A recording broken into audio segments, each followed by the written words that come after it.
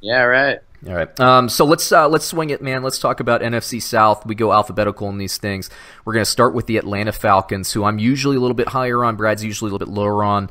But I'm going to hit you with it, man. Bet Online has their over/under for season wins at 8.5. Yeah, I'm gonna go under. I'm gonna hit him with the 7. I'm gonna hit him with the 7. Yeah, I don't give it. You know what about Atlanta? I don't think. I don't think Matt. I think Matt Ryan's best days are behind him, and I think they trail off this year. I think I'm going to take the over, man. I think they're a 9-7 team at least this Okay. year. I think we talked about it a little bit throughout the off season, but here's what I like about this team, right? I always call their coach Gus Bradley. I know it's Dan Quinn. Dan Quinn, their head coach. The recipe for success was when Dan Quinn had a lot of control over the defense, and Kyle Shanahan was running the offense a couple years ago. And they took that formula all the way to a Super Bowl before Shanahan got plucked by the 49ers, who we'll talk about in a couple weeks. Well, this year they're kind of going back to that model. Quinn, because look, let's face it, if Atlanta if Atlanta hits the under here, Dan Quinn's gone, no question. Right.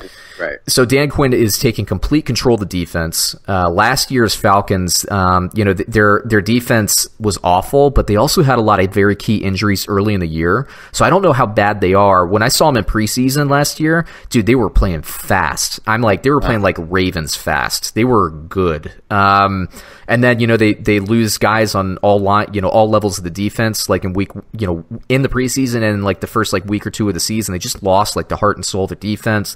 Their offense, Sarkisian, I never liked it. I complained about it last year. I'm glad they finally got rid of him. Well, now they're bringing Dirk Cutter back to Atlanta. Mm-hmm. So it's not even really a new offense for Matt Ryan because he played in it for years and years.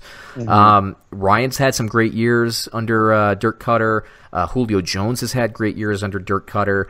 I think that Dirk Cutter will put up enough points on offense, and with Dan Quinn, if they can stay healthy on both sides of the ball, and that's always a big if in the NFL, if they can stay healthy on defense with Dan Quinn there, maybe making things a little bit more aggressive and taking more control, I could see this being a playoff team. I really can. I could see 10-6, 11-5 even as their ceiling.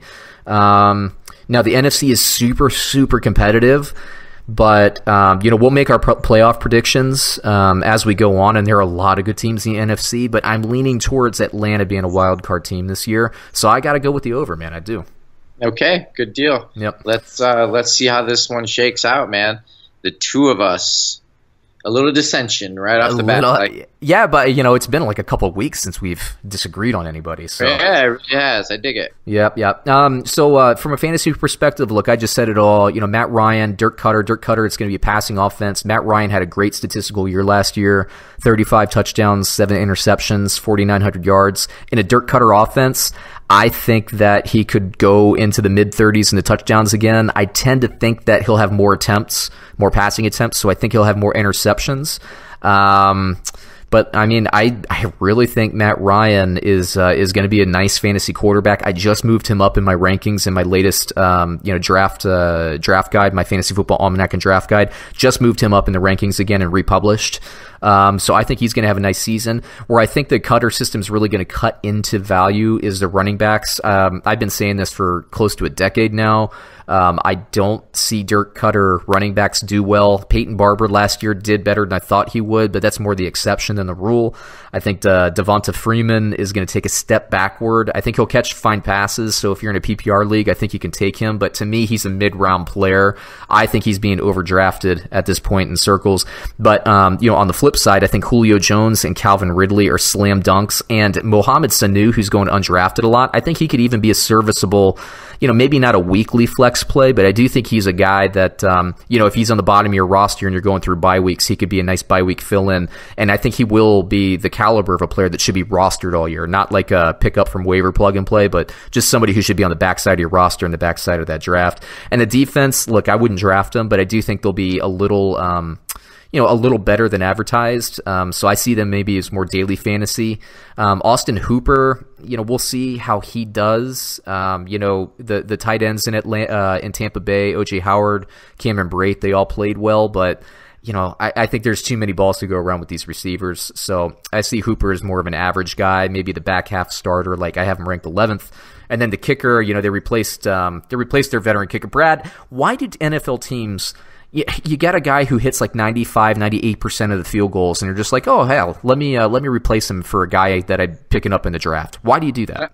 I have no idea, dude. I can't figure out the kicking schemes.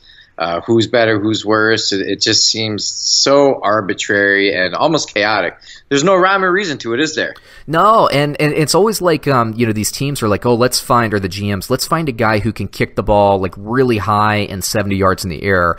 But, when it comes down to it and you're down by 2, in a playoff game or in a game that sends you to the playoffs, you got to have it. That's what I've been saying this for forever.